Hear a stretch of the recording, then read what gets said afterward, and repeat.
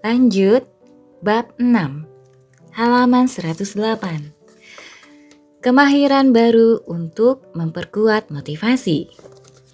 Pada masa lalu, anak-anak dikendalikan atau dimotivasi untuk berkelakuan baik, terutama dengan menggunakan ancaman hukuman. Kalau seorang anak mulai berkelakuan tidak baik atau tidak kooperatif, yang seketika dilakukan orang tua adalah mengancam anak itu. Kalau kamu tidak mau mendengarkan, kamu pasti akan dapat masalah. Atau kalau kamu tidak berhenti menangis, ayah akan memberimu sesuatu yang membuatmu benar-benar menangis. Dengan anak kecil, mungkin kita mengangkat tangan untuk memukul atau memandang dengan sorot mata yang berarti kalau tidak menurut, anak itu akan mendapat hukuman. Dengan menggunakan hukuman, ancaman kehilangan, kekerasan, rasa sakit, atau tambahan penderitaan digunakan untuk mematikan perilaku yang tidak diinginkan.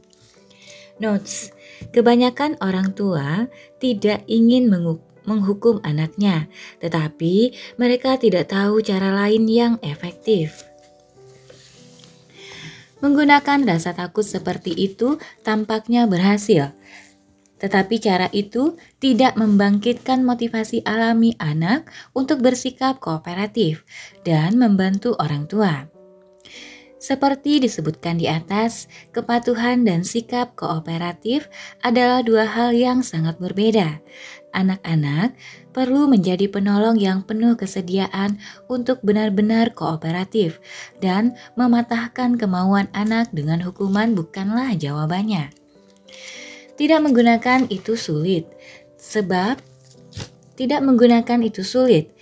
cara itu begitu berhasil dalam jangka pendek. Sebenarnya kita tidak ingin menghukum anak-anak kita, tetapi kita tidak tahu cara lain.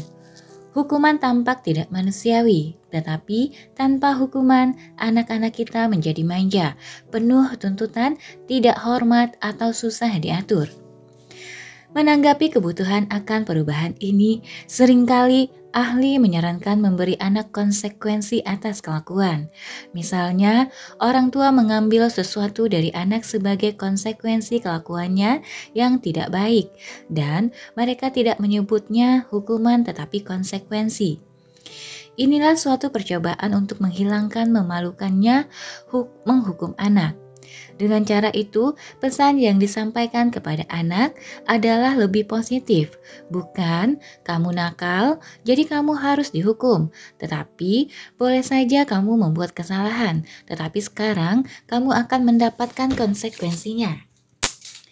Teknik ini mengurangi rasa bersalah dan lebih manusiawi, tetapi tetap didasari rasa takut. Pendekatan ini lebih baik daripada menghukum, tetapi tidak membangkitkan hasrat alami anak untuk bersikap kooperatif. Sebenarnya ini hanyalah suatu cara yang lebih lunak untuk mengatakan kamu akan dihukum. Penyesuaian sebentar bagi hukuman. Seluruh sejarah kita dalam 5.000 tahun terakhir didasarkan atas hukuman sebagai model bagi pengendalian dan rehabilitasi. Keadilan mata dibalas mata bagi korban membuat penjahat harus membayar denda atas kejahatannya. Pada masa lalu, pembalas telah merasa puas, tetapi sekarang kepuasan itu hanya kesenangan sementara dan sakitnya korban tetap masih ada. Walaupun dalam prakteknya sistem hukum di Amerika tidak efektif, sistem hukum tersebut mengharuskan pembayar pajak membayar $25.000 setahun bagi tiap orang yang dipenjara.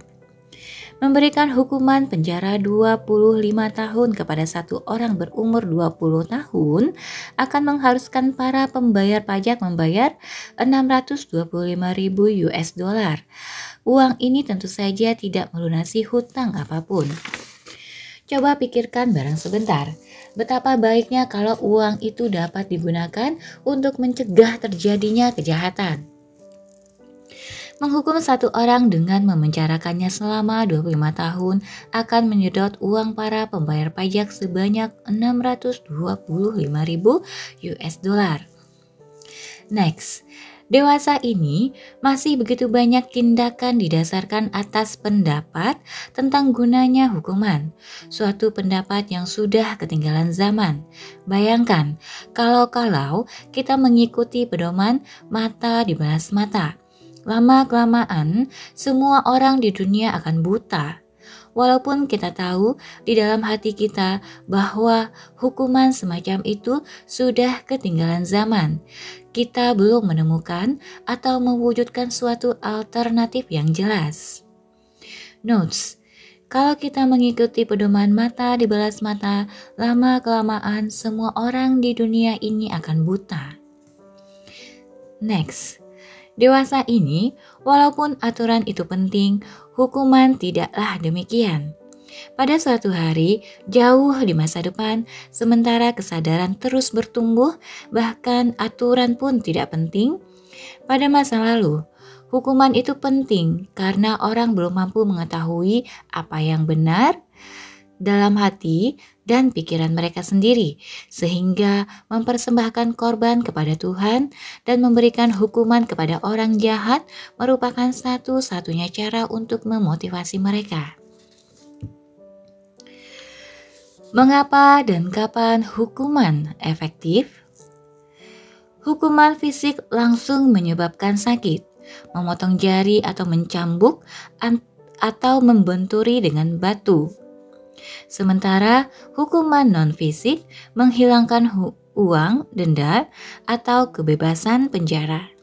Dengan cara yang lebih manusiawi, hukuman beradab menyebabkan orang merasakan sakitnya kehilangan. Untuk menjadi orang yang lebih baik dan menghindari berbuat salah, banyak orang menyembah Tuhan dengan memberikan persembahan atau korban. Dengan melepas sesuatu kepada Tuhan, mereka merasakan sakitnya kehilangan, dan alhasil mereka menjadi lebih sadar tentang benar dan salah, atau tentang tindakan-tindakan yang paling baik bagi mereka.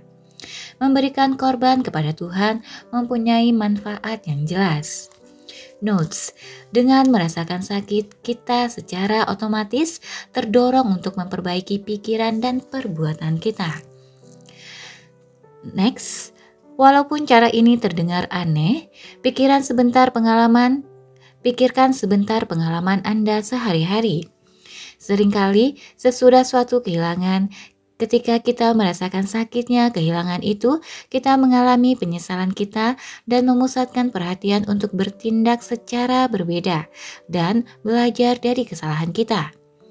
Merasa sakit memotivasi perubahan untuk menghindari rasa sakit itu di masa mendatang.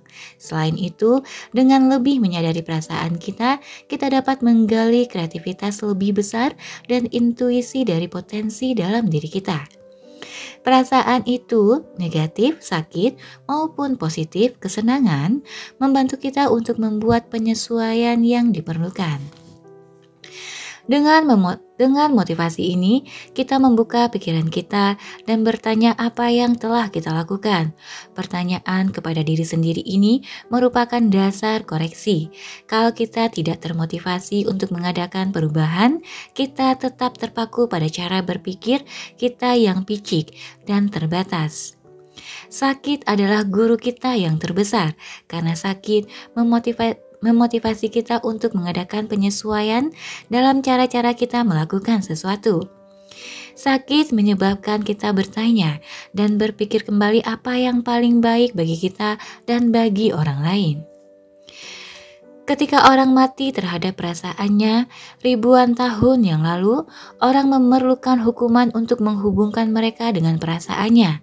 Setelah lebih sadar tentang perasaannya, orang akan menerima atau melihat apa yang benar dan menolak yang salah. Lambat laun, setelah berlakunya hukuman selama berabad-abad, pikiran tentang hukuman saja sudah cukup untuk membangkitkan perasaan itu. Aturan dengan hukuman itu diperlukan untuk mempertahankan ketertiban dan untuk membuat orang dapat hidup dengan baik. Sisi positif hukuman. Sakit yang ditemukan, entah lewat hukuman atau korban spiritual, membangunkan orang terhadap perasaannya dan meningkatkan kesadaran yang terbatas mengenai apa yang benar dan apa yang salah. Dengan cara ini, hukuman merupakan alat atau kemahiran untuk membangun rasa sakit, dan dalam berbagai taraf, hukuman itu memotivasi perubahan. Para rahib Kristen bahkan sampai abad ini menghukum diri sendiri untuk menjadi lebih suci. Mereka mencambuki diri setiap hari untuk memperdalam hubungan mereka dengan Tuhan. Walaupun praktek itu terdengar ekstrim, mencambuki diri dilakukan banyak orang di mana-mana. Bentuk penyiksaan diri ini dan bentuk-bentuk lain masih dilakukan orang sekarang. Tidaklah jarang orang meninggalkan kenyamanan dan kesenangan demi kehidupan rohani. Notes, zaman melepaskan hidup kita bagi Tuhan sudah berlalu. Kini adalah zaman untuk hidup dengan sepenuh hidup kita bagi Tuhan. Next, praktek seperti itu kini tidaklah diperlukan lagi. Zaman untuk melepas hidup kita bagi Tuhan sudah berlalu. Kini adalah zaman untuk hidup dengan menjalani hidup kita sepenuhnya bagi Tuhan. Setiap orang pantas mendapatkan keberlimpahan, kesejahteraan, keberhasilan, kesehatan, dan cinta. Kita tidak perlu menyingkirkan kenikmatan hidup untuk menjalani hidup penuh kebaikan. Demikian juga, kita tidak perlu menyingkirkan itu semua dari kehidupan anak-anak kita. Kalau kita ingin anak-anak kita hidup kecukupan, kita harus mencari cara lain untuk memotivasi mereka. Kalau tidak, sesudah membuat kesalahan-kesalahan, mereka akan cenderung untuk menghukum diri dan menyiksa diri. Dengan merasakan sakit, kita secara sewajarnya, kita mengalami suatu kesadaran lebih besar tentang apa yang benar dan apa yang salah. Dan kita merasa termotivasi untuk berubah. Cara lain yang lebih sesuai dengan kitab suci untuk mengatakan kesadaran lebih besar tentang apa yang besar dan apa yang salah adalah suatu kesadaran lebih besar tentang kehendak Tuhan.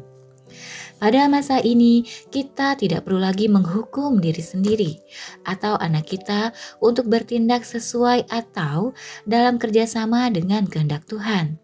Kita dilahirkan dengan kemampuan untuk mengetahui dan melakukan apa yang benar, tetapi mempunyai kemampuan atau bakat tidaklah cukup. Agar terrealisasi, kemampuan atau bakat ini harus dipupuk dan dikembangkan. Anak-anak sekarang mempunyai kebutuhan baru. Dengan memenuhi kebutuhan ini, kita secara langsung memupuk kemampuan mereka untuk bekerja sama dan menambah motivasi untuk menyesuaikan kemauan mereka dengan orang tua mereka.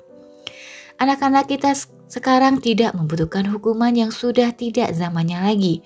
Mereka memiliki potensi lebih besar dan membutuhkan suatu dukungan yang baru dan berbeda. Notes, anak-anak kita sekarang memiliki potensi yang lebih besar dan membutuhkan suatu dukungan baru dan berbeda. Kemampuan baru ini telah mulai terbentuk lama sekali. Sebuah kitab suci mengajarkan pesan sederhana. Kalau kamu membuka hatimu kepada kehendak Tuhan, dalam keheningan hatimu, suara-suara yang diam akan berbicara padamu. Dengan melihat ke dalam, kamu akan menemukan sekarang juga surga yang kamu cari. Suara yang diam, yang sering disebut-sebut dalam teks keagamaan ini, datang dari hati dan pikiran kita yang terbuka. Suara ini datang dari perasaan. Karena orang tua dapat berbicara dan bertindak lebih dengan cinta, anak-anak juga akan hanya dapat mendengarkan orang tua mereka, tetapi anak-anak juga tidak hanya dapat mendengarkan orang tua mereka, tetapi juga perasaan cinta dalam hati mereka. Kemudian mereka itu termotivasi tidak oleh rasa takut, tetapi oleh cinta. Bila orang tua membesarkan anak-anak mereka dengan hati, pikiran, dan perasaan kuat yang terbuka, suara yang diam ini bukanlah pengalaman mulia yang hanya dapat didengar oleh orang-orang suci, melainkan pengalaman biasa yang memotivasi kelakuan sehari-hari anak-anak. Kalau kita dapat melihat ke dalam atau merasa akan ternyata bagi kita bahwa kerajaan surga itu dekat, ada di sini dan sekarang. Kalau kita hidup dengan hati kita telah berhasil membawa surga ke bumi. Sesudah 2000 tahun mencoba mengerti bagaimana mencinta dan mendapatkan apa yang kita inginkan dan kita butuhkan, akhirnya sampailah kita pada tujuan kita. Kini mungkinlah menerapkan hukum-hukum cinta untuk membesarkan anak-anak kita. Kemahiran baru mengasuh anak secara positif itu mungkin sudah ada ribuan tahun yang lalu, tetapi tidak berhasil. Semua kemahiran itu tidak berhasil pada setiap orang, bahkan 50 tahun yang lalu. Suatu pergeseran dalam kesadaran global kita telah memungkinkan berhasilnya kemahiran-kemahiran baru itu. Kini, kemahiran lama tidak berhasil. Bukti sederhana. Sistem penjara kita telah membuktikan bahwa dalam masyarakat yang bebas, hukuman tidak lagi bekerja. Di bawah pemerintahan diktator, ancaman hukuman itu ekstrim dan rasa takut ada di mana-mana. Begitulah cara pemerintahan diktator mempertahankan ketertiban dan rendahnya kejahatan. Dalam suatu masyarakat bebas, hukuman tidak berhasil. Pada zaman sekarang, kita bukannya membangun lebih banyak sekolah, tetapi lebih banyak penjara. Di banyak bagian Amerika Serikat, bila seseorang dihukum di dalam sistem penjara, ia sering keluar bukan sebagai orang baik, tetapi sebagai penjahat yang lebih ulung. Pusat rehabilitasi mungkin lebih baik disebut pusat latihan penjahat. Jelas, dalam masyarakat yang memperbolehkan kebebasan pribadi dan menghormati hak-hak manusia, cara lama mempertahankan ketertiban dengan hukuman sudah ketinggalan zaman.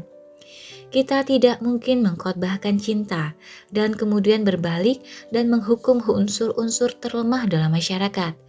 Untunglah, beberapa penjara sekarang lebih memikirkan cara-cara merehabilitasi dan bukan hanya cara menghukum. Hukuman tidaklah berhasil dalam masyarakat bebas dan tidak berhasil di dalam keluarga yang penuh kasih. Semakin anak-anak merasa didukung dan dicintai, semakin membingungkan hukuman itu. Kita tidak dapat mendukung anak-anak kita dan membuka hati dan pikiran mereka agar menjadi kuat, kreatif, dan penuh kemampuan, lalu berputar dan mengancam mereka bagi binatang. Kita tidak dapat mencoba membuat anak-anak merasa diri mereka baik dan kemudian membuat mereka merasa jahat kalau mereka melakukan kesalahan. Notes, kita membuat anak-anak kita merasa dirinya baik dan kemudian berbalik dan membuat mereka merasa jahat.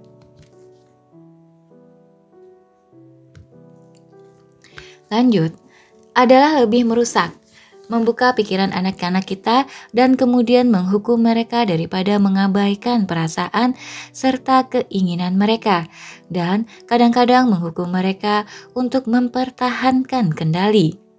Kalau kita mau memberi anak-anak kesempatan untuk membuka pikiran dan hati mereka dan mengembangkan kemauan yang kuat, kita harus mendapatkan cara lain untuk memotivasi mereka selain cara menghukum.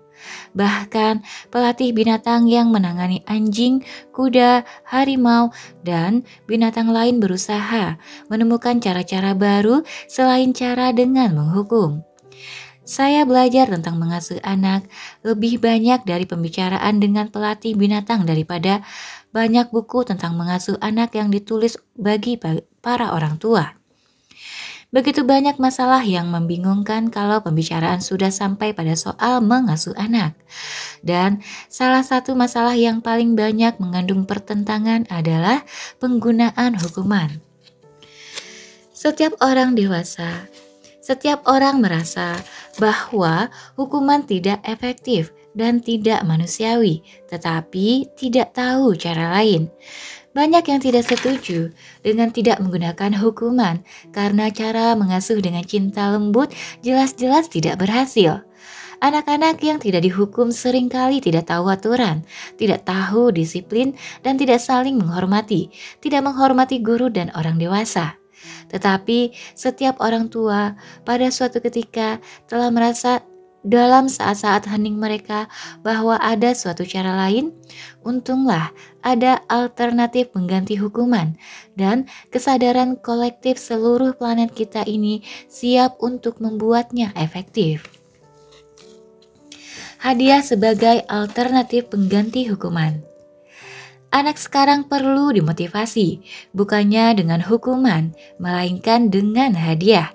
Daripada terlalu memikirkan konsekuensi dari kelakuan negatif, orang tua positif memikirkan konsekuensi dari kelakuan positif. Alih-alih menggunakan hasil negatif untuk memotivasi anak-anak, digunakan hasil positif. Alih-alih menggunakan hasil negatif untuk memotivasi anak-anak, digunakan hasil positif. Tidak ada motivasi yang lebih besar daripada hasrat yang tersimpan dalam diri anak untuk bersikap kooperatif, daripada keinginan mereka untuk mendapatkan hadiah. Seringkali hasrat anak untuk bersikap kooperatif itu dibangkitkan oleh hadiah barang atau pengakuan atas suatu keberhasilan. Setiap anak menginginkan waktu khusus dengan orang tuanya. Setiap anak menjadi bersemangat bila orang tua menyebutkan makanan pencuci mulut. Setiap anak senang hadiah. Setiap anak senang memikirkan suatu pesta atau perayaan. Setiap orang tua telah merasakan betapa hangat, bersahabat, dan kooperatif seorang anak bila ia sedang menginginkan sesuatu dan berpikir bahwa ia bisa mendapatkannya. Mendapatkan lebih banyak, atau harapan mendapatkan lebih banyak membangkitkan sesuatu di dalam hati, dan anak akan meloncat penuh semangat dengan kata ya. Harapan akan hadiah memberi anak energi dan perhatian untuk menanggapi kebutuhan orang tua akan sikap kooperatif dan bantuan mereka. Janji akan mendapatkan lebih banyak memberi ilham bagi setiap orang, tua maupun muda, untuk bersikap kooperatif. Memberi hadiah bukannya menghukum, akan meningkatkan kemauan anak untuk bekerja sama. Notes, janji akan mendapatkan lebih banyak memberi ilham bagi setiap orang, tua maupun muda, untuk bersikap kooperatif. Kalau orang tua kadang-kadang lambat dalam menggunakan ide-ide baru, tidaklah demikian bisnis yang sukses. Untuk tetap bertahan dan berkembang menjadi lebih besar, bisnis harus menyesuaikan diri secepat mungkin dengan perubahan, kalau tidak mau tertinggal oleh yang lain. Perusahaan penerbangan misalnya, tahu dengan jelas bahwa penggunaan hadiah berupa insentif, meal dan meal ekstra adalah cara yang efektif untuk memotivasi orang menggunakan penerbangan mereka yang bersahabat. Kebanyakan perusahaan yang sukses sekarang secara rutin menawarkan hadiah bagi karyawan yang menonjol. Menggunakan insentif di dunia bisnis itu masuk akal, tetapi di dunia pengasuhan anak ada suara batin yang menganggap memberikan hadiah kepada anak sebagai semacam suap. Dan kalau orang tua perlu menyuap anak-anak mereka, itu berarti mereka bukan bos bagi anak-anak itu. Beberapa orang berpendapat memotivasi anak dengan hadiah memperlihatkan secara tidak langsung kelemahan orang tua dan anak-anaklah yang memegang kuasa. Namun, orang yang dengan yakin mengutarakan pendapat tadi mungkin akan berbalik dan menghukum anak-anak mereka agar berkelakuan baik, dan hukuman hanyalah suap negatif. Pesan ini terdengar keras bagi mereka yang telah bersikap melawan suara hati dengan menggunakan kepala mereka untuk membenarkan penggunaan hukuman. Banyak orang tua bahkan berkata, selagi mereka memukul anak-anak mereka, "Pukulan ini lebih menyakitkan bagiku daripada bagimu." Hati orang tua ini berbicara, tetapi pikiran mereka belumlah siap untuk mendengarkan. Mereka mencintai anak-anak ini, dan mereka hanya melakukan hal terbaik yang mereka ketahui. Sudah ribuan anak dibesarkan dengan cara yang tidak menggunakan hukuman atau ancaman hukuman untuk tetap memegang kendali. Orang tua mereka tidak menghukum, dan cara itu berhasil baik. Anak-anak ini tahu aturan dan berdisiplin dalam kelakuan mereka, dan menjadi anak yang hebat. Namun, di sisi lain, jutaan orang tua jelas-jelas telah gagal dengan menggunakan cinta lembut, cinta keras, dan berbolak-balik. 2 sebab kelakuan buruk anak. Untuk mengerti mengapa begitu manjur metode penggunaan hadiah dengan sadar, kita mula-mula harus meninjau 2 sebab mengapa anak berkelakuan buruk. Sebab pertama dan terpenting mengapa anak-anak sekarang berkelakuan tidak baik adalah karena mereka mendapatkan apa yang mereka butuhkan untuk tetap berhubungan dengan perasaan di dalam diri mereka. Ingat, di dalam diri mereka. Ingat, anak-anak yang tidak berperasaan membutuhkan hukuman untuk menghubungkan mereka kembali dengan perasaan mereka. Anak-anak zaman sekarang hanya membutuhkan pengertian, kerangka, pengarahan, dan irama. Dan mereka secara otomatis akan lebih erat berhubungan dengan perasaan mereka. Notes, anak-anak menjadi lepas kendali kalau mereka tidak mendapatkan apa yang mereka butuhkan. Next, kalau anak-anak tidak mendapatkan apa yang mereka butuhkan, mereka akan melepaskan diri dari kendali orang tua dan berkelakuan buruk. Mereka berkelakuan begitu bukan karena mereka jahat, tetapi karena mereka lepas kendali.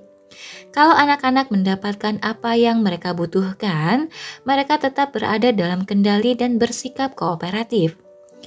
Anda mungkin mempunyai mobil besar yang berjalan dengan baik, tetapi kalau Anda melepaskan kemudinya, segera akan terjadi kecelakaan. Hanya kalau orang tua tetap memegang kendali, anak-anak tidak akan mengalami kecelakaan. Sebab kedua mengapa seorang anak berkelakuan buruk adalah cara orang tua menangani kelakuan buruk anak itu. Dengan terus memusatkan pikiran pada kelakuan negatif anak itu, orang membuat anak terus berperilaku dengan cara negatif. Kalau orang tua memusatkan perhatian pada kelakuan negatif, anak akan menjadi semakin berkelakuan negatif. Menghukum seorang anak akan memaksa anak itu memusatkan perhatian lebih pada kelakuan negatif daripada kelakuan positif. Mengapa memberi hadiah dapat sangat manjur? Memberi hadiah karena ia berkelakuan positif berarti memfokuskan perhatian pada hal-hal positif yang dilakukannya. Menghukum anak yang berkelakuan buruk memfokuskan perhatian pada hal-hal buruk yang dilakukan anak itu.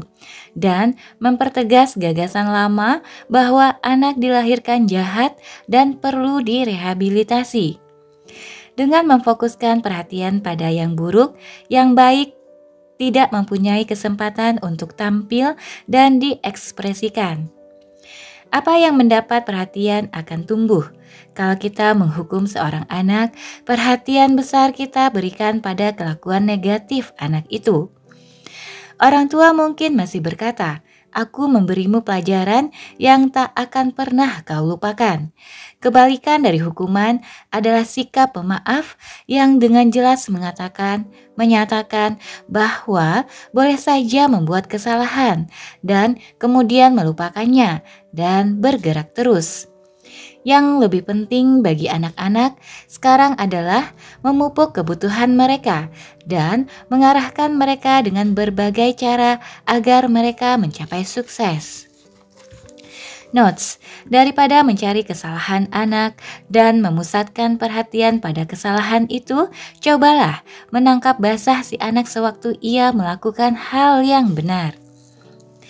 Kalau kita memberi hadiah seorang anak karena kelakuan positifnya, kelakuan positif itulah yang akan tumbuh. Daripada mencari kesalahan seorang anak dan memusatkan perhatian pada kesalahan itu, orang tua hendaknya mencoba menangkap basah anak itu sewaktu ia melakukan hal-hal yang benar. Setiap kali anak bergerak ke arah yang benar, akuilah keberhasilannya, dan ia akan terus bergerak ke arah itu. Bagi anak berumur 4-9 tahun, buatlah tabel dengan daftar beberapa kegiatan dan perilaku positif. Sebelum tidur malam, tinjaulah daftar itu dan tempelkan gambar bintang atau stiker berwarna cerah di samping kegiatan dan perilaku yang telah dilakukan anak hari itu. Kalau anak tidak melakukan apa yang terdaftar, biarkan tempat kosong dan jangan menaruh banyak perhatian padanya.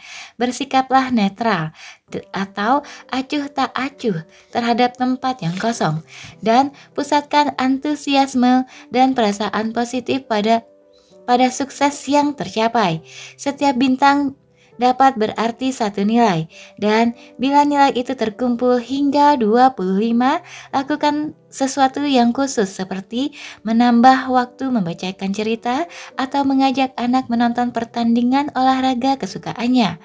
Kegiatan ini kemudian menjadi kenangan khusus lain yang menghubungkan anak kembali ke perasaan diakui dan perasaan sukses. Notes: bersikaplah netral atau acuh tak acuh terhadap kesalahan dan fokuskan antusiasme serta perasaan positif pada sukses-sukses yang tercapai. Membuat tabel berdaftar membantu orang tua dengan mengingatkan mereka untuk memberi pengakuan bila anak kebetulan melakukan hal yang benar. Kebanyakan orang tua tidak menyadari berapa banyak kata yang mereka gunakan mengenai perilaku anak yang salah. Dengan sikap orang tua seperti ini, tidaklah mengherankan mengapa anak tidak mendengarkan. Kalau kita membanjiri anak-anak kita dengan pernyataan-pernyataan negatif, kita tak mungkin mengharapkan anak bersikap kooperatif. Di bawah ini terdapat daftar sebanyak 30 ungkapan untuk membantu Anda menyadari hal-hal yang mungkin Anda katakan. Pernyataan negatif. Kamu tidak mengembalikan buku ke tempatnya. Ada yang tidak beres denganmu. Kamu terlalu ribut. Jangan jahat pada adikmu. Berapa kali kamu lupa jaketmu? Kapan kamu akan dewasa? Kamu tidak mendengarkan kata-kata ibu atau ayah. Jangan pergi ke sana. Jangan main-main dengan makananmu. Kalau saja kamu ini anak laki-laki. Jangan melamun. Perhatikan apa yang sedang kamu lakukan. Jangan berlari ke sana kemari. Kamu bermain terlalu kasar. Lagi-lagi kamu mau menang sendiri. Tak ada yang senang denganmu kalau kelakuanmu seperti itu. Kamu tidak bilang terima kasih. Kamu tidak bilang silahkan. Jangan buka mulut kalau sedang mengunyah. Kamu tidak melakukan apapun yang ibu atau ayah minta. Kamu terlalu banyak nonton TV. Jangan keras-keras musiknya. Bikin kepala pusing. Jangan menengok terus. Kamu tidak pernah melakukan apa-apa dengan baik. Coba ingatlah sekali ini. Pelan-pelan, kamu terlalu cepat. Bermain denganmu tidak ada senangnya. Jangan bodoh. Kamu ini seperti bayi besar saja. Kamu tidak bisa diajak berembuk. Tak mungkin kamu bisa melakukan itu. Itu tak masuk akal. Ini semua salahmu. Dengan menyadari betapa sering kita memberikan pernyataan negatif, kita dapat mulai berhenti. Daripada mengingat-ingat masalahnya atau menghukum anak-anak kita karena kekurangan mereka, kita dapat mulai minta anak-anak kita untuk mencari pemecahan masalah dengan mengarahkan mereka. Kalau kita tidak dapat mengatakan sesuatu yang positif atau mengarahkan anak secara positif, maka kita tidak usah mengatakan apa-apa. Berikut ini adalah contoh bagaimana kita mengarahkan anak-anak sebagai ganti memusatkan perhatian pada masalahnya atau menghukum mereka. Memperhatikan yang negatif. Kamu tidak mendengarkan. Pengalaman positif, tolong perhatikan kata-kata ibu. Kamu tak bisa diajak berembuk. Ayah minta kamu titik-titik. Pengalaman positif, ayolah, Ayah ingin kamu membantu ayah. Lihat caramu berpakaian. Pengalaman positif, maukah kamu mengenakan baju tidur yang baru itu akan cocok sekali dengan celanamu? Tak mungkin kamu melakukan itu. Pengalaman positifnya, coba kita lihat apakah ada cara lain untuk mengerjakan ini. Jangan bodoh. Ayo kita lihat lagi. Ayo kita lihat sekali lagi secara lebih teliti. Pelan-pelan, kamu terlalu cepat. Pengalaman positif, tolong pelan sedikit. Kamu tidak menata kembali buku-bukumu. Pengalaman positif, tolong tata kembali bukunya. Jangan bernyanyi-nyanyi di meja makan.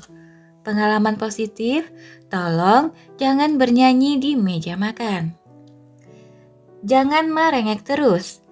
Pengalaman positif, ibu tidak ingin membicarakannya lagi. Kamu bersikap egois lagi. Pengalaman positif, ibu ingin kamu selalu ingat sopan santun.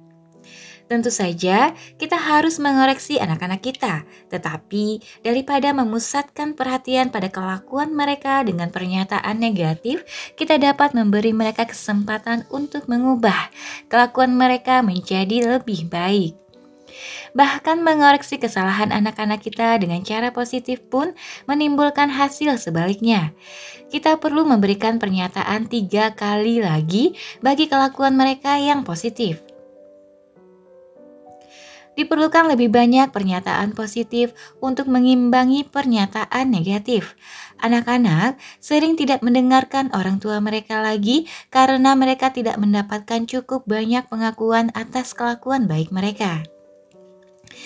Berikut ini ada 33 contoh menangkap basah anak-anak selagi mereka melakukan hal yang baik atau benar dan memberitahu mereka. Menangkap basah anak selagi ia baik atau melakukan hal yang benar. Kamu sudah menata kembali buku-bukumu. Semua tampak rapi dan teratur di kamarmu. Kamu pintar. Kamu baik hati sekali. Ayah senang kamu menggunakan suara hatimu. Pekerjaanmu bagus sekali. Kamu harus membantu. Kamu sangat membantu. Semuanya berjalan lancar. Kamu sopan sekali. Bagi ibu, kamu sangat membantu. Senang sekali bermain denganmu. Ayah sayang kamu dan bangga sekali menjadi ayahmu. Tepat sekali tembakanmu. Terima kasih, kamu sudah mendengarkan tanpa menyela. Kamu ikuti semua petunjuk ayah. Bagus. Kamu memakai sendok garpumu dengan baik malam ini. Kamu bekerja keras. Kamu tidak melenceng. Kamu benar gambarmu. Bagus benar gambarmu. Ibu suka sekali.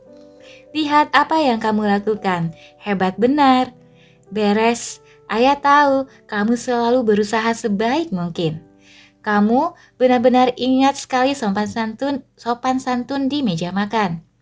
Kamu sangat membantu ibu malam ini. Ayah lihat kamu mau meminjamkan mainanmu pada adik, baik sekali. Kamu bisa loh berpakaian sendiri, semuanya kamu lakukan sendiri. Kamu tahu minta bantuan itu baik, jadi kamu datang pada ibu. Kerjamu hebat, kamu selalu siap mengikuti keinginan ibu. Terima kasih. Kamu benar-benar penyayang binatang. Terima kasih atas bantuanmu. Ayah tahu kamu bisa ayah andalkan. Kamu kelihatan begitu ceria dan sehat hari ini. Kalau kita menonjolkan dan mengakui hal-hal positif pada anak-anak kita dan kelakuan positif mereka, anak-anak itu akan melihat dirinya baik dan berhasil. Gambaran diri yang positif ini tidak hanya akan memotivasi mereka untuk bersikap kooperatif, tetapi akan menciptakan harga diri, kepercayaan diri, dan suatu perasaan mampu. Pendekatan dengan cinta lembut pada umumnya mendukung konsep pemberian banyak pengakuan positif. Bila anak-anak dari orang tua bercinta lembut, merasa tidak nyaman, dan mengalami harga diri yang rendah, beberapa pakar secara keliru beranggapan bahwa mereka bahwa memberikan pengakuan positif tidaklah efektif. Cara itu sungguh bekerja efektif. Apa yang tidak efektif dengan cinta lembut, seperti telah kita lihat di atas, adalah kalau kita tidak menghadapi penolakan anak-anak untuk melakukan apa yang kita inginkan. Orang tua dengan cinta lembut takut konfrontasi dan biasanya menuruti tuntutan anak-anak untuk menghindari terjadinya geger. Bujukan bukannya pengakuan positif, membuat anak menjadi manja. Keajaiban hadiah. Mengasuh secara positif memfokuskan perhatian untuk memotivasi anak dengan berbagai cara agar ia bersikap kooperatif. Kita menggunakan cara minta, bukan memerintah. Kita pusatkan perhatian untuk memenuhi kebutuhan anak dan bukannya berusaha memperbaiki anak itu. Kita mendengarkan penolakan anak dan tidak menguliahi dia atau marah-marah. Kalau itu tidak berhasil, kita menggunakan hadiah untuk memotivasi anak bersikap kooperatif. Kalau orang tua hanya menggunakan hadiah semata, mereka akan mendapatkan hasil sebaliknya. Hadiah memotivasi, tetapi tidak memberi anak segala pengertian, kerangka, pengarahan, dan irama yang dibutuhkan anak. Hadiah itu berguna khususnya pada waktu kita tidak punya waktu atau kesempatan untuk memberi anak apa yang dibutuhkannya. Ada waktu-waktu ketika kita tidak dapat memberi kebutuhan anak kita atau ketika kita tidak punya waktu untuk memenuhi kebutuhannya pada situasi yang tepat. Pada waktu-waktu itu, memberikan hadiah untuk sementara akan menciptakan sikap kooperatif yang kita butuhkan. Berikut ini beberapa contoh umum situasi yang menyebabkan anak kita tidak bersikap kooperatif karena ia tidak mendapatkan apa yang dibutuhkannya. Mengapa anak menolak bimbingan kita? Mereka kecewa dan butuh bicara sebentar dan dimengerti, namun kita tidak punya waktu untuk mendengarkan. Mereka lelah dan perlu tidur sebentar. Irama alami mereka terganggu. Mereka lapar dan perlu diberi makan. Mereka tidak tahu apa yang menurut perkiraan akan terjadi dan memerlukan lebih banyak persiapan. Mereka tidak siap dengan gambaran lebih besar dari apa yang diharapkan oleh orang tua dan apa aturannya. Mereka terlalu terstimulasi karena terlalu banyak nonton TV, terlalu banyak bersenang-senang, terlalu banyak orang, terlalu banyak cuci mulut, dan terlalu banyak kegiatan. Sesuatu yang lain mengganggu pikiran mereka, dan mereka perlu membicarakannya dengan orang lain dan mendapatkan bantuan. Mereka mungkin menderita sakit telinga, atau mungkin ada orang yang bersikap tidak baik pada mereka hari itu. Terkadang ada pengaruh luar dan stres di luar kendali kita yang mengganggu anak dan menciptakan sikap menentang. Misalnya, kita berada di toko kue atau dalam pesawat terbang dan anak menderita stres karena orang-orang lain yang tidak senang mendengar anak menangis. Ingatlah, anak biasa membuat heboh dan menyatakan sikap menentang untuk mendapatkan pengertian yang dibutuhkannya untuk menegaskan dirinya. Kalau seorang anak tidak cukup membuat heboh di rumah karena orang tua terlalu menyayang-nyayang dia, anak itu cenderung untuk membuat heboh di tempat umum ketika orang tua tidak dapat menyayang-nyayangnya. Anak itu biasa dibujuk-bujuk di tempat umum atau situasi yang penuh tekanan. Ketika orang tua tidak mungkin memberikan lebih banyak, anak menjadi penuh tuntutan dan membuat heboh. Notes, sikap menentang itu tak dapat dihindari karena orang tua tidak sempurna dan tidak selalu dapat memberikan apa yang dibutuhkan anak. Kalau anak bersikap menentang, itu mungkin karena salah satu sebab yang terdaftar di atas tadi. Kalau anak bersikap menentang, ia itu entah bagaimana tidak mendapatkan apa yang diinginkannya. Kita tidak hidup di dunia yang sempurna, dan sebagai orang tua, kita tidak sempurna. Kita tidak dapat selalu memberi anak kita apa yang dibutuhkannya. Tak peduli berapa banyak kita tahu atau harus memberi. Kadang-kadang anak kita akan menentang bimbingan kita kalau kita tidak punya waktu untuk memberikan perhatian, pengertian, kerangka, pengarahan kembali, atau irama yang dibutuhkannya. Daripada beranggapan keliru bahwa anak-anak kita tidak mau bersikap kooperatif, kita perlu menyadari bahwa mereka tidak memiliki apa yang mereka butuhkan untuk bersikap kooperatif. Kalau mobil kita tidak berjalan karena kehabisan bensin, tidak tepatlah beranggapan bahwa mobil itu menentang kita atau rusak. Bila anak-anak menentang pada saat itu, mereka tidak mampu bersikap kooperatif. Mereka tidak punya apa yang mereka butuhkan untuk berhubungan kembali dengan keinginan batin mereka untuk bersikap kooperatif. Tujuan memberi hadiah anak-anak adalah untuk memberi mereka tambahan sumber daya untuk berhubungan kembali dengan bagian diri mereka yang bersikap kooperatif.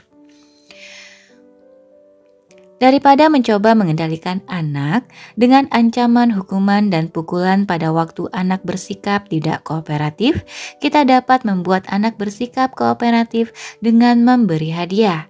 Memberi hadiah sering membuat anak bersikap kooperatif.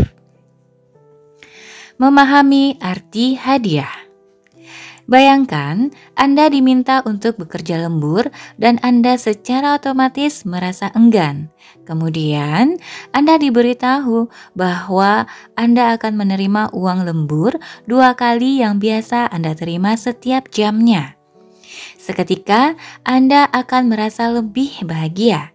Sebagaimana janji penerimaan lebih akan memotivasi Anda, janji serupa itu berpengaruh, mungkin bahkan lebih baik pada anak-anak. Itu wajar. Mari kita lihat beberapa contoh berikut. Bila seorang anak tidak mau menggosok giginya, katakan, kalau kamu mau menggosok gigi sekarang, kita akan punya waktu untuk membaca 3 cerita, tidak hanya 1. Saya masih ingat, ketika saya mulai dengan sadar menggunakan hadiah untuk menangani anak-anak saya. Salah seorang anak saya selalu menolak untuk menyikat gigi sebelum tidur. Cara apapun tak dapat mengubahnya. Kemudian, sesudah mengikuti suatu kursus pengasuhan anak yang mengajarkan penggunaan hadiah, saya menggunakan kalimat sederhana tersebut di atas dan berhasil. Saya heran sekali, hanya dengan memberitahu dia bahwa kita akan mempunyai lebih banyak waktu untuk membaca cerita, anak itu langsung menggosok gigi tanpa ribut-ribut. Perubahan kecil ini segera membawa hasil dan mengubah seluruh cara pengasuhan saya. Dengan dukungan pemberian hadiah kecil, tugas mengasuh anak menjadi jauh lebih mudah. Seringkali sikap menentang anak langsung lenyap begitu ada hadiah. Dengan hadiah, dari waktu ke waktu, seorang anak terhubung kembali dengan keinginan alaminya untuk menyenangkan orang tuanya. Dan secara otomatis, mereka lebih bersikap kooperatif. Notes, memberikan hadiah kecil membuat mengasuh anak menjadi jauh lebih mudah. Lanjut. Namun, beberapa orang tua khawatir kalau anak-anak mereka memanfaatkan dukungan macam ini dan selalu meminta hadiah sebelum melakukan apa saja. Untunglah ini tidak terjadi kalau digunakan dengan kemahiran-kemahiran lain dalam mengasuh anak secara positif. Memberi hadiah sesungguhnya membangkitkan dan memperkuat kesediaan seorang anak untuk bersikap kooperatif. Sekali seorang anak telah termotivasi untuk melakukan perbuatan tertentu dengan hadiah, segera sesudah itu ia tidak memerlukan hadiah lagi. Bila anak-anak terkendali, mereka tidak perlu hadiah. Mereka membutuhkan hadiah hanya untuk membantu mereka kembali ke dalam pengendalian orang tua. Hadiah itu hanya dibutuhkan pada waktu anak-anak tidak terkendalikan dan terlepas dari keinginan alami mereka untuk menyenangkan orang tua. Begitu suatu perilaku tertentu sudah tidak bermasalah, anak-anak tidak memerlukan hadiah untuk terus melakukannya. Memberi hadiah 3 cerita sebelum tidur tidak membuat anak menuntut hadiah untuk bersikap kooperatif pada waktu-waktu lain. Sebelum saya mengalami kemanjuran penggunaan hadiah, saya menolak untuk memberi hadiah.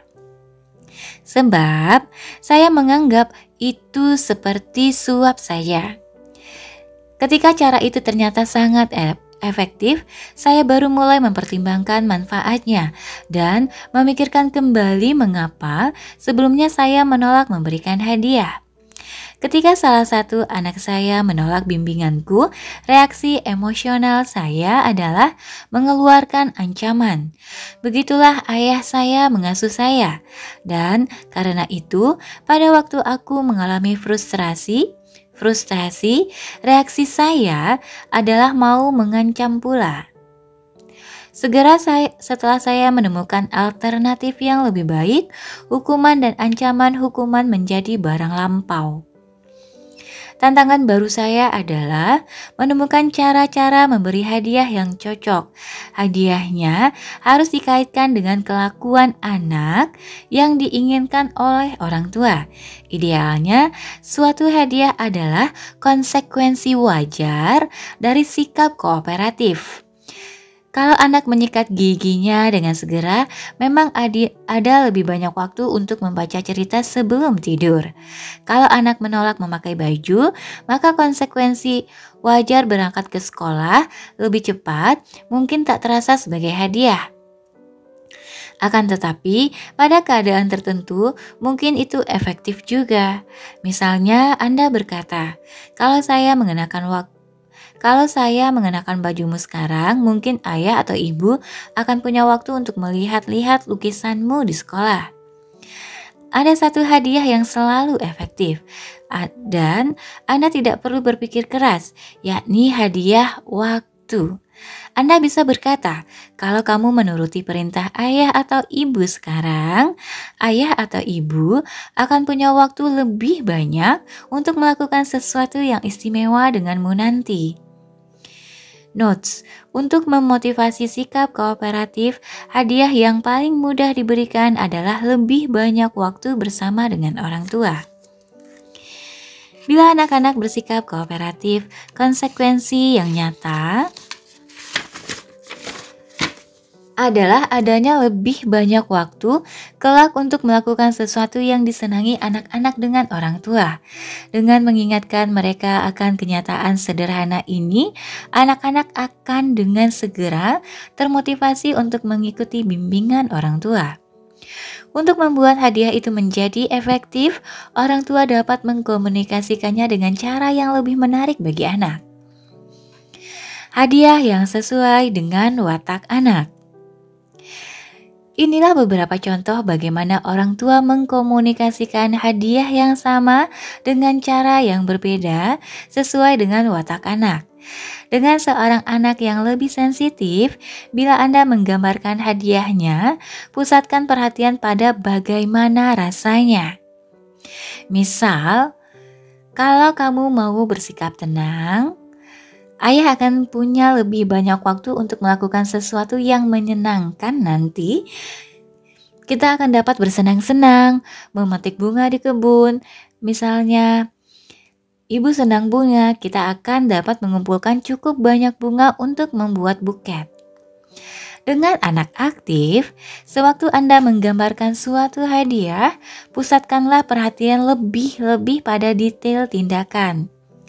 Kalau kamu mau menurut sekarang, ayah akan punya lebih banyak waktu untuk melakukan sesuatu yang menyenangkan hati. Kita dapat bermain-main di kebun dan memetik bunga sampai mendapatkan seikat besar untuk ibu. Kita bahkan dapat membawa tangga keluar dan memetik bunga dari pohon. Dengan anak responsif, sewaktu Anda menggambarkan hadiah, pusatkan lebih-lebih pada detail perasaan dan ceritakan sebuah cerita. Misalnya katakan, kalau kamu mau menurut sekarang, ayah akan punya lebih banyak waktu untuk melakukan sesuatu yang menyenangkan nanti. Kita akan dapat pergi ke kebun dan memetik bunga yang indah-indah untuk ibu. Kita dapat membuat buket dengan bunga merah, putih, dan kuning. Kita akan dapat melihat kupu-kupu. Kalau ibu melihat bunga barunya, ia pasti akan tersenyum-senyum gembira.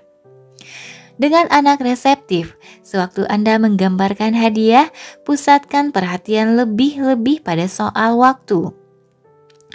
Misalnya, katakan, kalau kamu menurut sekarang, ayah akan punya lebih banyak waktu untuk melakukan sesuatu yang menyenangkan hati. Sesudah pulang sekolah, begitu sampai di rumah, kita dapat memetik bunga di kebun untuk ibu. Sekarang ini, ayah perlu bantuanmu sehingga nanti kita punya waktu untuk memetik bunga di kebun. Walaupun menggambarkan hadiah dengan berbagai cara bagi anak dengan watak masing-masing, wataknya masing-masing akan menambah motivasi si anak.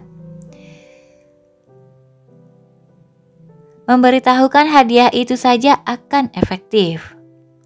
Pesan sederhana yang Anda sampaikan adalah bahwa waktu untuk ayah atau ibu sekarang berarti lebih banyak waktu untukmu nanti. Waktu membantu ayah atau ibu sekarang, dan nanti ayah atau ibu akan memberimu lebih banyak waktu. Berbagai hadiah. Berikut ini beberapa hadiah sebagai contoh. Selama beberapa menit, pertimbangkan bagaimana Anda dapat mengkomunikasikan hadiah-hadiah berikut dengan cara yang kira-kira akan paling cocok untuk si anak. Ingatlah watak mereka. Selain itu, pikirkan kapan Anda akan perlu menggunakan hadiah dan hadiah apa yang menurut Anda akan paling efektif. Kalau kamu menurut dan mengumpulkan mainan-mainanmu sekarang, ayah akan punya waktu untuk main kartu. Kalau kamu mau membantu ayah mengumpulkan mainan-mainanmu sekarang, ayah akan punya waktu untuk bermain denganmu. Kalau kita membersihkan kamarmu sekarang, kita akan dapat melukis. Kalau kamu mau menyiapkan pakaian seragammu sekarang, kita akan punya waktu untuk sarapan waffle enak besok pagi.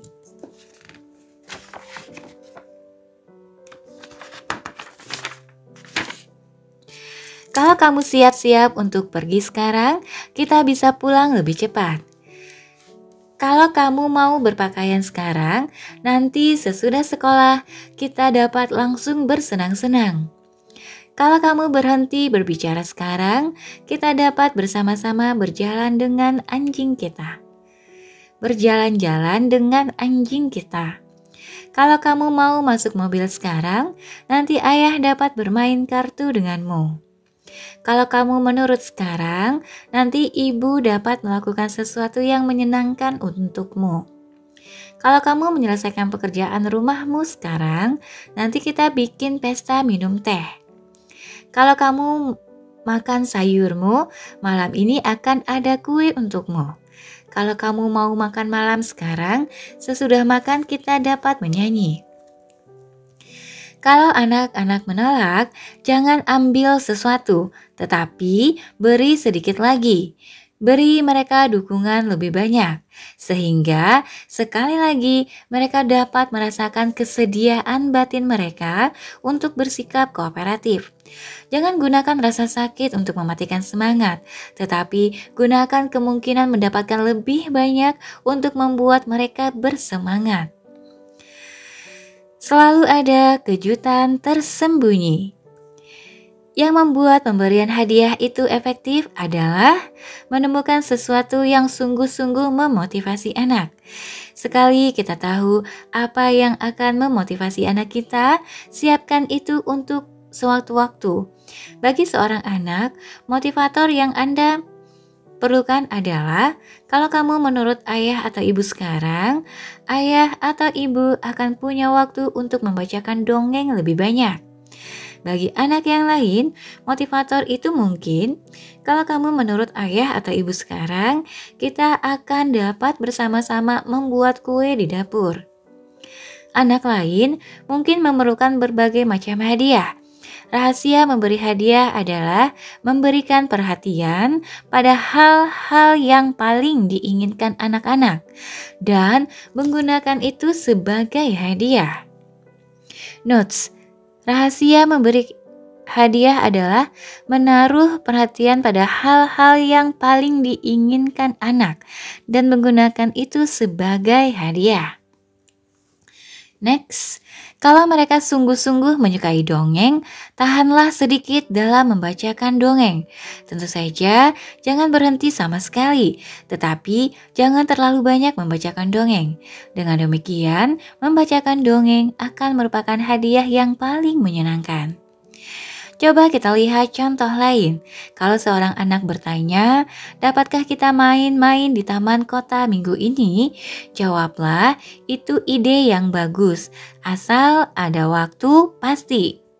Pada waktu lain, kalau mereka menentang, Anda dapat berkata, kalau kamu menurut, ibu akan punya lebih banyak waktu dan kita dapat pergi ke taman kota. Walaupun Anda sudah merencanakan atau berharap untuk mengajak mereka ke taman kota, Anda dapat menggunakan itu sebagai hadiah. Dalam arti tertentu, barang-barang yang dapat kita ambil dari anak sebagai hukuman dapat diberikan sebagai hadiah. Kalau seorang ayah sedianya mau mengancam anak dengan tidak mengajak anak berjalan-jalan, kini ia bisa menggunakan acara jalan-jalan untuk memotivasi anak itu. Alih-alih mengancam anak dengan kata-kata seperti, kalau kamu tidak mau menyimpan mainan ini, kamu tidak akan pernah boleh menggunakannya untuk bermain. Katakan, kalau kamu mau menyimpan mainan ini, ayah akan ikut bermain denganmu nanti. Hadiah paling besar dan paling gampang adalah memberikan diri Anda lebih banyak. Notes: apa-apa yang sedianya kita ambil dari anak sebagai hukuman justru dapat digunakan sebagai hadiah. Hadiah pada dasarnya perlu agak logis, punya kaitan atau pas. Suatu hadiah logis misalnya, kalau kamu lakukan ini untuk ayah atau ibu akan punya waktu untuk melakukan apa-apa untukmu. Ini logis dalam arti bahwa kalau kamu lakukan sesuatu untukku, aku akan melakukan sesuatu lebih banyak untukmu. Hadiah yang berkaitan misalnya, sudah waktunya pulang untuk makan malam. Ibu tahu kamu masih ingin bermain, tapi sekarang harus berhenti. Kalau kamu makan sekarang, nanti kita dapat segera kembali ke sini lagi. Hadiahnya berkaitan dengan kegiatan anak yang ingin Anda hentikan. Suatu hadiah yang masuk akal, memberi lebih banyak sesuai dengan tingkat penolakan si anak. Kalau tantangannya besar bagi mereka, tawarkanlah lebih banyak. Orang tua yang siap selalu mempunyai beberapa hadiah segera dapat mereka gunakan bila anak bersikap menentang. Di bawah ini adalah beberapa contoh yang biasa. Pertimbangkanlah hadiah mana yang mungkin paling cocok. Daftar hadiah. Kita akan punya waktu untuk melakukan sesuatu yang menyenangkan nanti. Kamu boleh naik sepedamu nanti. Kita dapat memetik bunga untuk menghias meja makan. Kita dapat bersama-sama mengajak anjing kita jalan-jalan. Kita bisa minum coklat panas. Kita bisa bikin pesta minum teh. Kita dapat main petak umpet. Kita dapat main lempar gelang. Kita dapat membuat kue. Kita dapat membaca 3 dongeng sebelum tidur. Kita dapat membeli makanan kecil. Kita dapat makan pencuci mulut. Kita dapat pergi berenang. Kita dapat menyanyikan lagu. Kita dapat menyanyikan lagu-lagu. Kita dapat mengundang seorang teman. Kita dapat berkeliling dengan mobil. Kita dapat pergi berbelanja. Kita dapat memanjat pohon. Kita dapat bermain ayunan. Kita dapat bermain di taman. Kita dapat membuat karya seni. Kita dapat menggambar. Kita dapat membuat lukisan. Kita dapat berjalan-jalan. Kita dapat bermain kartu. Kita dapat tidur-tiduran.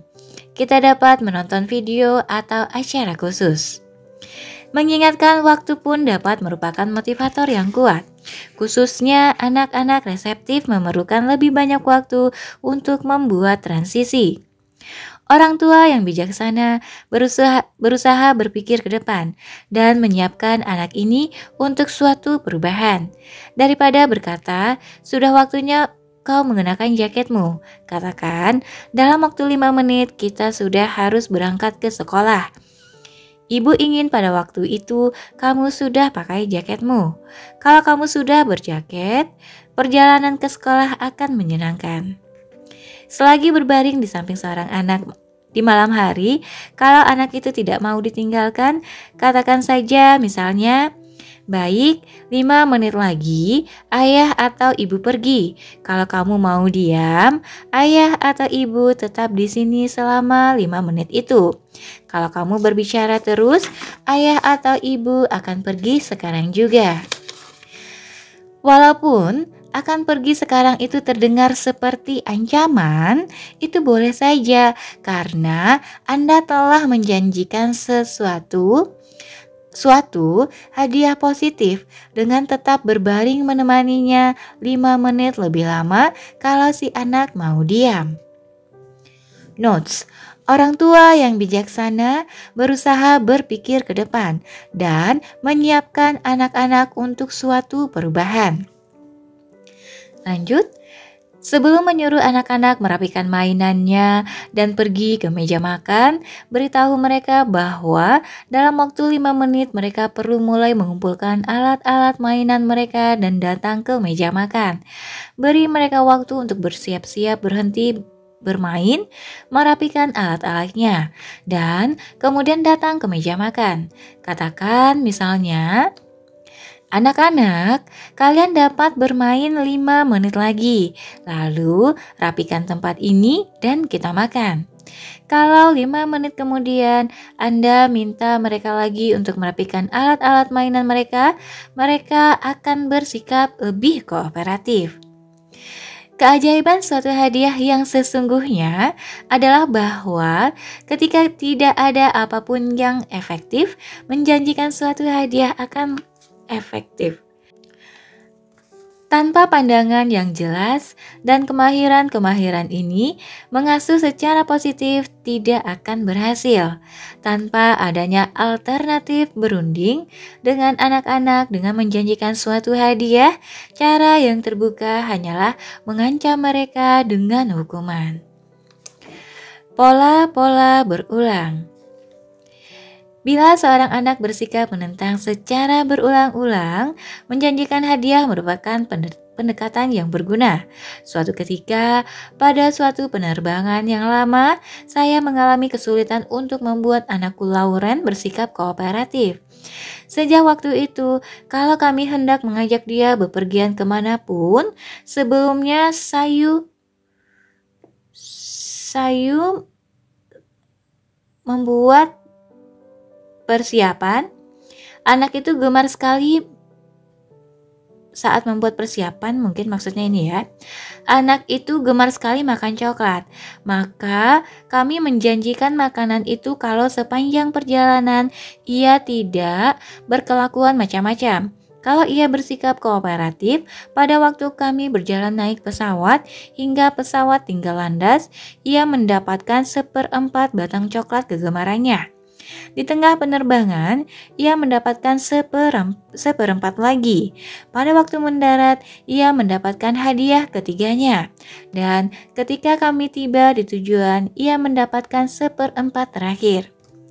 Rencana ini setiap kali berjalan dengan baik. Sebelum berangkat, kami akan menunjukkan seluruh batang coklat. Matanya tampak berbinar ketika kami menjelaskan berapa banyak ia akan mendapatkan makanan itu pada tahap-tahap penerbangan. Walaupun ia sibuk bermain dengan apa saja, ia tidak pernah lupa mendapatkan bagian yang kami janjikan. Makanan kegemaran itu selalu berada di balik pikirannya, sehingga ia berusaha bersikap kooperatif. Selain memberinya hadiah, kami mempunyai kebijaksanaan menyediakan kegiatan yang dapat dilakukannya selama perjalanan. Sungguh tidak realistik mengharapkan seorang anak duduk diam tanpa melakukan apa-apa selama 4 hingga 5 jam. Selain logis dan berkaitan, suatu hadiah harus masuk akal. Kalau kita minta seorang anak melakukan sesuatu yang tidak mereka sukai, masuk akal lah menjanjikan hadiah yang lebih besar. Misalnya, kalau anak kita tidak menyukai tamu tertentu yang kita sukai, maka berjanjilah misalnya, ayah atau ibu tahu kau tidak suka orang-orang itu, tetapi mereka itu teman-teman ayah atau ibu. Kalau kamu bersikap ramah dan baik-baik terhadap mereka, ayah atau ibu akan melakukan sesuatu yang istimewa untukmu. Ayah atau ibu akan mengajakmu pergi ke kebun binatang akhir minggu nanti. Dalam contoh ini, hadiah yang dijanjikan cukup besar, sebab apa yang dituntut dari anak adalah sesuatu yang di luar kegiatan rutin biasa. Dan kita tahu hal itu sulit bagi si anak. Anak-anak lebih bersikap kooperatif kalau kita tahu apa yang sulit bagi mereka dan memberikan sedikit lebih karena mereka bersikap begitu. Bila suatu pola sikap menentang yang berulang telah ditemukan, pemecahan terbaik adalah siap menghadapinya dengan menjanjikan hadiah besar bila hal itu terjadi. Hadiah bagi remaja. Hadiah harus disesuaikan dengan usia anak. Remaja tidak lagi membutuhkan waktu kita, tetapi mereka mempunyai kebutuhan lain yang baru. Mereka butuh uang dan bantuan. Begitu seorang remaja mulai mendapatkan uang dan membelanjakan uang, kita dapat menggunakannya sebagai hadiah. Idealnya, tidaklah baik menggunakan uang sebagai hadiah terlalu sering, tetapi bila digunakan sekali-kali hasilnya sangat baik. Kalau seorang remaja menolak untuk menggunakan waktunya dalam suatu situasi, Anda dapat saja menjanjikan 2 kali uang yang biasa diterimanya bagi suatu tugas tertentu. Kalau uang ekstra tidak tersedia, Anda dapat menawarkan diri untuk mengajak dia pergi ke suatu tempat dengan mobil atau untuk membantu dia melakukan salah satu pekerjaannya. Ada orang tua yang memberi anak-anak hadiah kalau nilai mereka baik. Tentu saja, tidak semua anak membutuhkan motivasi ini. Hadiah yang diberikan untuk nilai rapor yang baik dapat berupa tambahan uang saku atau hak-hak istimewa apapun. Walaupun hak-hak istimewa hendaknya diberikan, bila seorang remaja pantas mendapatkan kepercayaan untuk diberi kebebasan lebih besar, nilai rapor yang lebih baik dapat merupakan jalan untuk mendapatkan kepercayaan itu. Misalnya, dengan mendapatkan nilai lebih baik, seorang remaja membuktikan bahwa dia lebih bertanggung jawab, karena itu pantas dipercaya dan mampu berdiri sendiri kelak. Menghadapi anak yang membuat ulah di tempat umum. Kalau seorang anak membuat ulah di tempat umum, akuilah bahwa Anda tidak punya waktu untuk memberi anak itu apa yang dibutuhkannya di tempat itu supaya ia bersikap kooperatif. Pada saat itulah sangat tepat kalau Anda menyiapkan sebatang coklat kesenangan si anak. Mungkin saja tidak dapat mendengarkan perasaan anak dengan empati, tetapi Anda dapat memberi hadiah. Anda dapat mengatasi situasi dengan cepat-cepat menawarkan sebuah hadiah agar anak bersikap kooperatif. Kalau Anda tidak punya sesuatu dalam saku atau dompet Anda, daripada menentang anak itu dan menimbulkan suasana yang tidak menyenangkan, cari tahulah apa yang diinginkannya dan kalau mungkin berikan itu kepadanya. Walaupun tindakan ini berarti menyenangkan anak, asalkan hanya dilakukan sekali-sekali tidaklah menjadi soal, tetapi hendaklah Anda melihat itu sebagai tanda peringatan bahwa Anda harus lebih tegas di rumah dan tidak membujuk-bujuk anak. Notes: bila anak bersikap tidak kooperatif di tempat umum, itu merupakan tanda peringatan bahwa orang tua harus lebih tegas di rumah dan tidak membujuk-bujuknya untuk menyenangkannya. Lain kali persiapkanlah anak itu dengan memberitahunya bahwa Anda tahu bahwa lebih sulit bersikap kooperatif di tempat pembayaran di toko. Beritahu dia bahwa Anda tidak suka menunggu antrian lama. Lalu buatlah janji. Katakan misalnya, kalau kamu mau menurut pada ibu di toko nanti, kita akan punya waktu untuk pulang cepat dan menikmati bubur sereal kesukaanmu. Di toko, belilah sekotak sereal untuk meyakinkan bahwa Anda bersungguh-sungguh. Selama berbelanja, katakan kepada anak itu betapa baiknya dia dan ingatkan bahwa sebentar lagi dia akan sampai di rumah dan menikmati bubur sereal kesukaannya. Hadiah itu bagaikan makanan pencuci mulut. Bila Anda menawarkan hadiah kepada anak-anak, Anda membantu mereka sekali lagi untuk berhubungan dengan bagian diri mereka yang ingin membantu. Suatu hadiah tidak membuat mereka bersikap kooperatif, tetapi merupakan suatu cara lain untuk memupuk motivasi alami anak. Mendapatkan hadiah adalah bagaikan menikmati makanan pencuci mulut.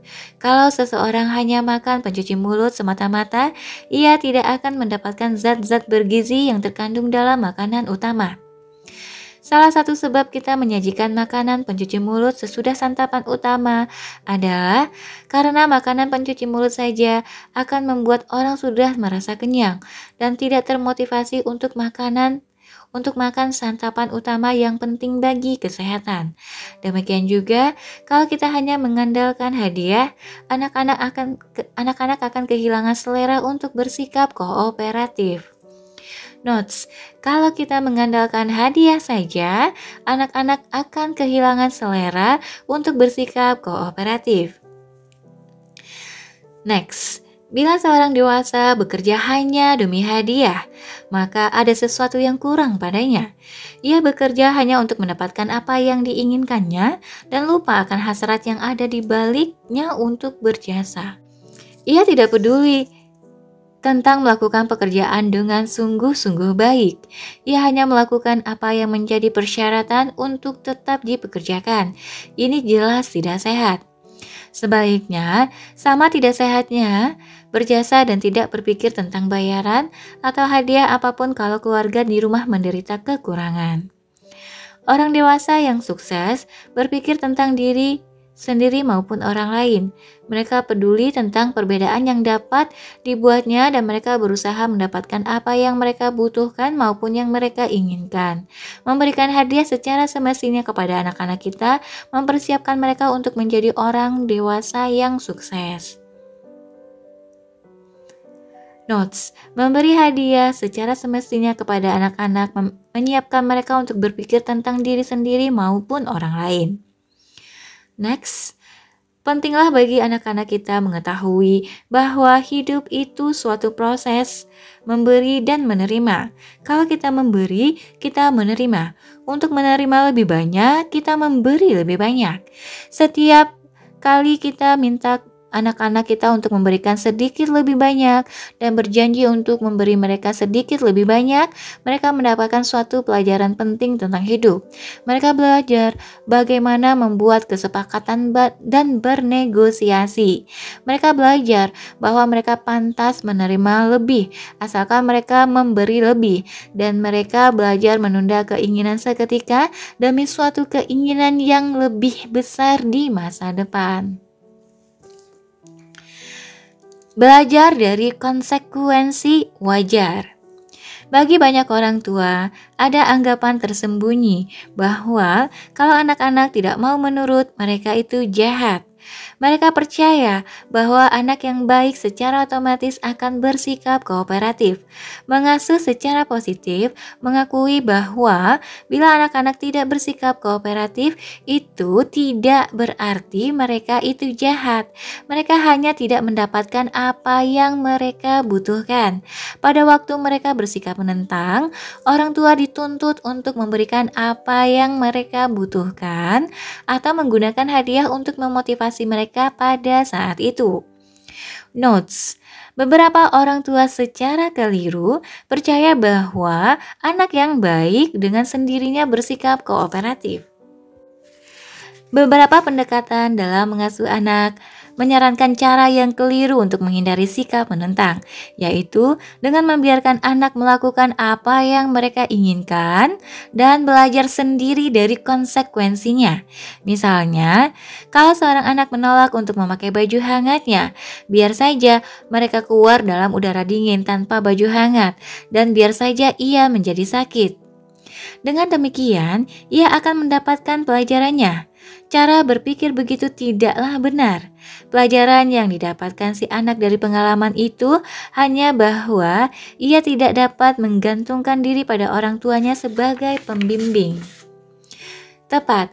Tepat ketika saya sedang menulis paragraf ini, istri saya masuk untuk memberikan suatu contoh yang relevan. Lauren, umur 13, telah meninggalkan karya tulis sekolahnya di komputernya di rumah. Ia telah bekerja keras untuk menyelesaikan proyeknya pada waktunya dan sangat bangga. Bonnie akan membawakan karya tulis ini untuknya sehingga Lauren tidak akan kehilangan nilai karena terlambat menyerahkannya. Beberapa orang tua tentu mengatakan bahwa Lauren perlu disadarkan akan konsekuensi sikap lupanya. Dia tidak akan menikmati senangnya menyerahkan karya tulisnya pada waktunya. Dengan demikian, dia akan belajar dari kekecewaannya. Ini hanya pemikiran yang didasari ketakutan lama. Mengapa tidak belajar dari keuntungannya, bukan dari kekecewaannya? Mengapa tidak belajar bahwa orang tuanya sangat memperhatikannya dan bahwa mereka akan melakukan apa saja untuk membantunya? Kalau teman hidup Anda melupakan sesuatu, Anda pasti ingin membantunya. Anda akan melakukan apa yang dapat Anda lakukan. Anak-anak kita pun membutuhkan dukungan ini, mungkin lebih membutuhkannya. Mengetahui bahwa mereka akan mendapatkan dukungan dari keluarga mereka adalah jauh lebih penting daripada mengetahui bagaimana rasanya kehilangan nilai atas karya tulis yang telah dikerjakan dengan giat agar selesai pada waktunya. Notes: mengasuh secara positif tidak meminta penggunaan rasa takut untuk memotivasi anak untuk mengingat. Next, pelajaran tentang konsekuensi wajar akan menyatakan bahwa inilah saat yang baik untuk mengajar si anak tentang apa yang akan terjadi kalau ia melupakan sesuatu, sehingga pada masa mendatang ia akan selalu mengingatnya. Memang benar, ia akan takut melupakan sesuatu di masa mendatang, tetapi takut bukanlah motivasi yang paling baik. Orang dapat mengingat untuk membawa sesuatu tanpa rasa takut. Mengasuh secara positif tidak meminta penggunaan rasa takut untuk memotivasi anak untuk mengingat. Pengalaman sukses juga memotivasi anak untuk mengingat. Kalau kita takut melakukan kesalahan, kita membuat lebih banyak kesalahan. Rasa takut cenderung menarik apa yang kita takutkan. Ini dialami banyak orang. Misalnya, bila saya memakai dasi baru, saya sering menodainya ketika pertama kali saya memakainya. Namun sebaliknya, pada waktu pertama kali memakainya, saya mendapat lebih banyak pujian. Kalau saya berpikir betapa bagusnya dasi saya, lebih banyak orang akan melihatnya dan memberi pujian. Kalau saya sangat cemas akan adanya noda makanan pada dasi baru saya, justru itulah yang terjadi. Rasa takut membuat kesalahan, tidak hanya menciptakan kecemasan yang tak perlu dalam hidup kita, tetapi juga menyebabkan kita membuat lebih banyak kesalahan. Suatu kesadaran akan konsekuensi positif merupakan motivator yang lebih baik. Rasa takut tidaklah perlu untuk mengajarkan suatu kesadaran akan konsekuensi kepada seorang anak. Serahkan konsekuensi wajar kepada alam. Jangan ingin berperan sebagai Tuhan. Sebaliknya, orang tua hendaklah berusaha sebaik-baiknya untuk mendukung anak-anak mereka. Kalau Anda tidak dapat memberi mereka suatu dukungan tertentu, jangan berikan. Tetapi kalau dapat, berikanlah. Notes, serahkan konsekuensi wajar kepada alam. Jangan ingin berperan sebagai Tuhan. Next, pertanyaan yang sulit di sini adalah, apakah aku terlalu banyak berkorban untuk memberi anak-anakku? Bila orang tua membuat dirinya kekurangan, mereka memberi terlalu banyak, dan hal itu akan membuat anak-anak menjadi terlalu banyak menuntut. Memberi terlalu banyak dapat dikoreksi dengan mudah. Anak-anak akan memberitahu kalau mereka memberi terlalu banyak, mereka akan banyak menuntut, atau Anda akan mulai tidak menyukai tuntutan mereka. Pada keadaan ini, Anda perlu melangkah mundur dan tidak memberi terlalu banyak. Penyesuaian semacam ini normal dan tidak mengherankan. Takut akan hadiah. Terkadang orang tua takut kalau mereka memberi hadiah, anak-anak mereka akan kehilangan motivasi alaminya untuk bersikap kooperatif. Mereka membayangkan kalau anak-anak diberi hadiah, setiap kali orang tua meminta anak-anak itu untuk melakukan sesuatu, mereka akan menjawab, "Aku dapat apa?" Mereka terus membayangkan anak penuh keengganan yang selalu minta semakin banyak sebagai imbalan kemauan bersikap kooperatif. Walaupun ketakutan orang tua semacam itu tidak lazim, itu mungkin saja kalau si anak tidak mendapatkan kebutuhan-kebutuhan lainnya juga. Kapan saja kita minta anak-anak untuk bersikap kooperatif, suatu bagian yang sehat dari diri mereka akan bertanya, apa yang kudapat? Dan selama mereka mendapatkan apa yang mereka butuhkan, mereka tidak akan menuntut lebih banyak lagi. Anak-anak bersikap kooperatif karena semua anak dilahirkan kooperatif untuk mendapatkan cinta yang mereka butuhkan.